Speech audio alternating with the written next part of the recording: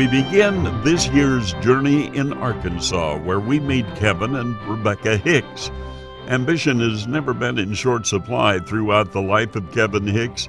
As a fourth-generation farmer in Lone Oak, Arkansas, Kevin's first agricultural venture was establishing a delivery route for his homegrown produce and eggs.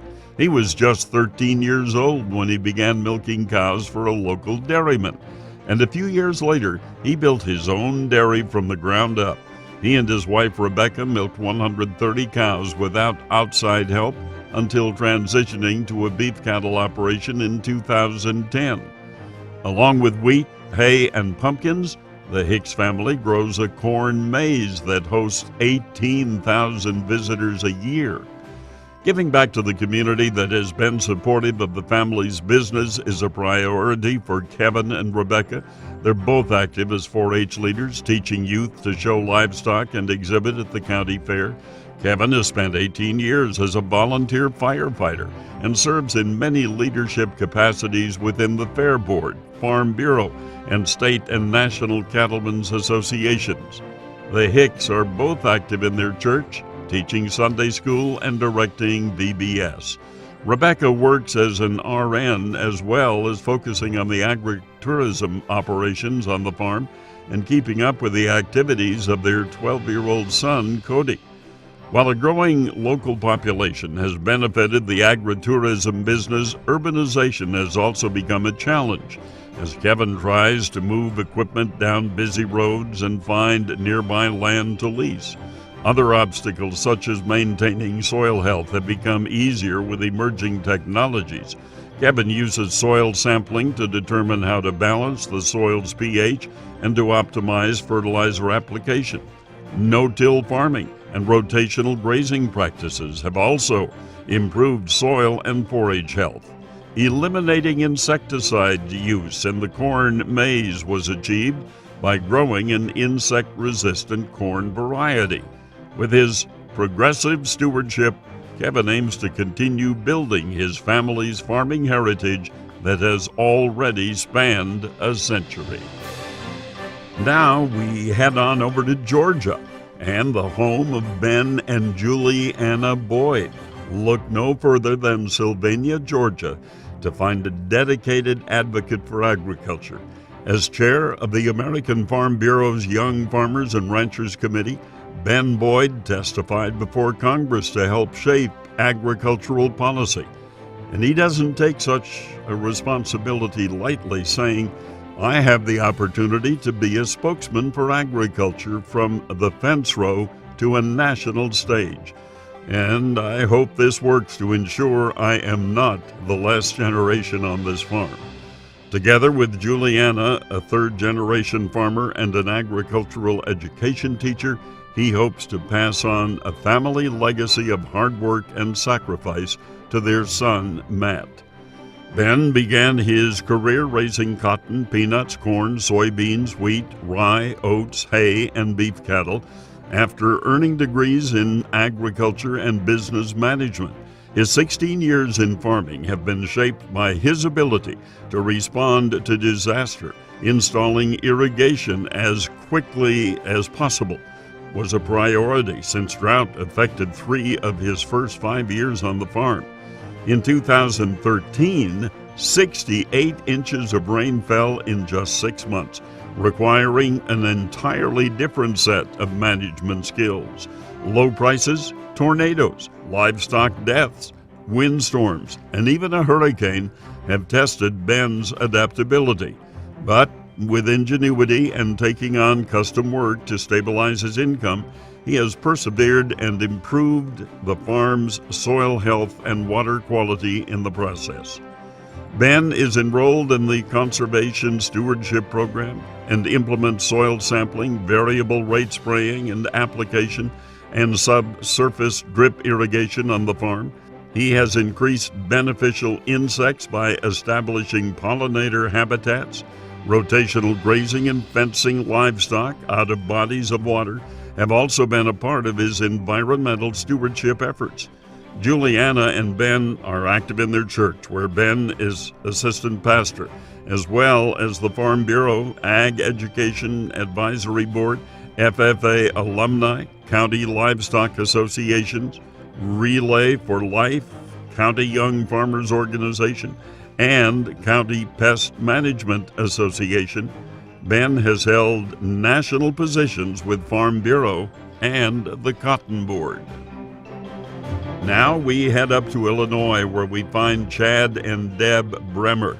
As a 5-year-old, Chad Bremer of Pearl City, Illinois, knew that dairy farming was in his future. In 2002, he began a business that would fulfill his dream of becoming a dairyman, although it did not involve milking cows. Together with his brother, Chad operates a 750-head Holstein replacement heifer facility that raises calves from weaning until 30 days prior to calving. The farm also produces corn, soybeans, alfalfa, and winter wheat. Custom farming provides additional revenue for the partnership. Recognized as the county's Conservation Farm Family of the Year in 2009, the Bremers have been proactive in implementing grid soil testing and a nutrient management plan for their farmland. Rye is used as a cover crop after chopping silage, and after the rye is harvested for feed in the spring, soybeans are seeded directly into the stubble. The farm is enrolled in the Conservation Stewardship Program, through which low drift sprayer nozzles and section control on anhydrous applications have been implemented. Chad has designed the infrastructure for new facilities on the farm, including concrete manure storage and a calf building.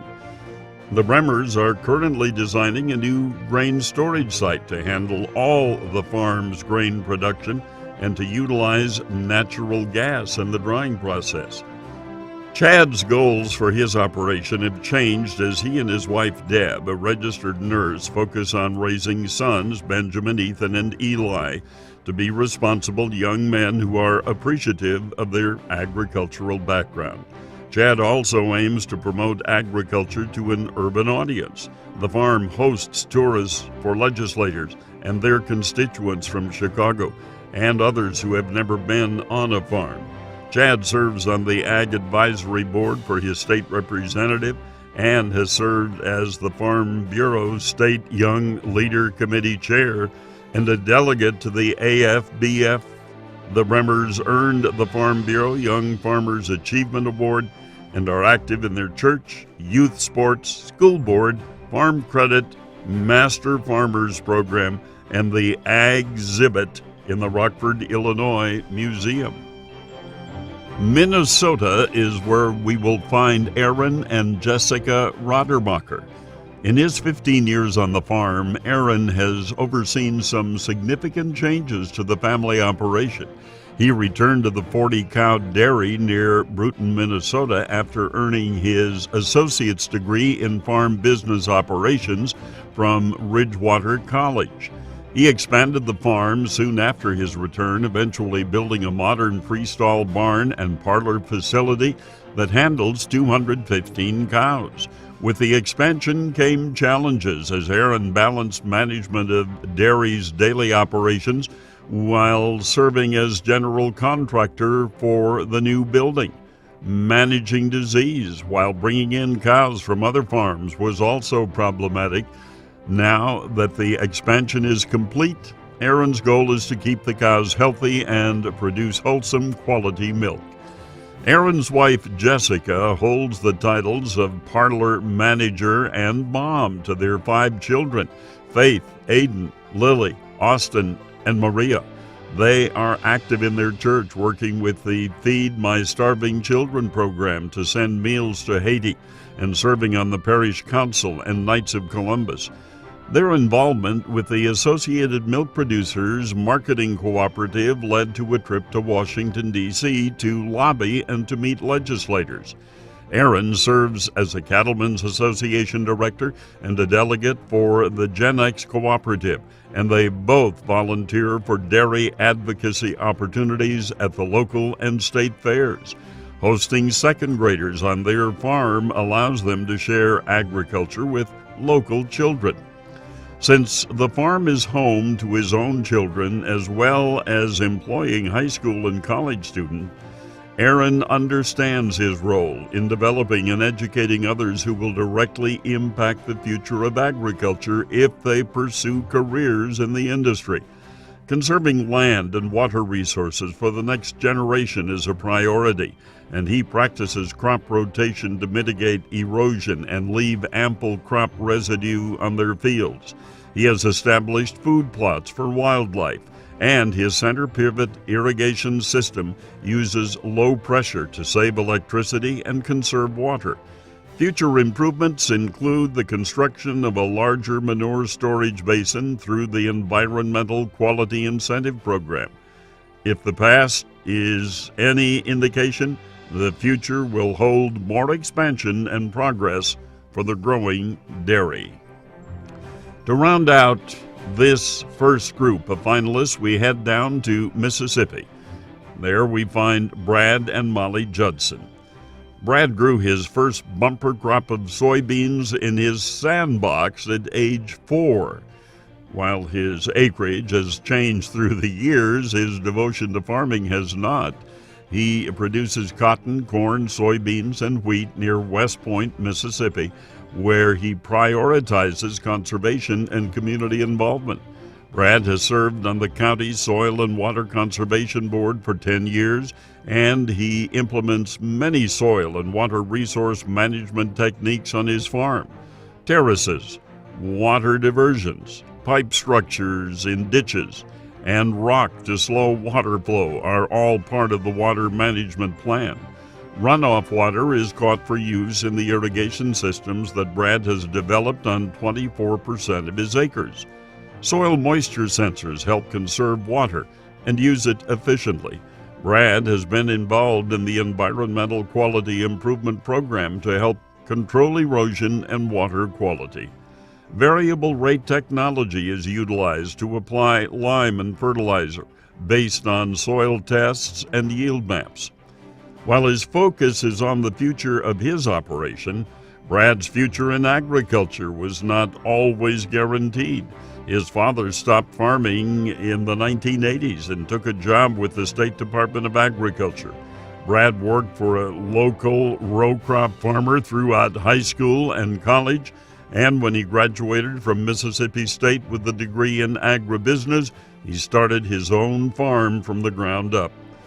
Although his wife Molly holds a degree in elementary education, she values her role as a full-time farm wife, where she considers her top priority to be raising their 2 children, Hamp and Howie.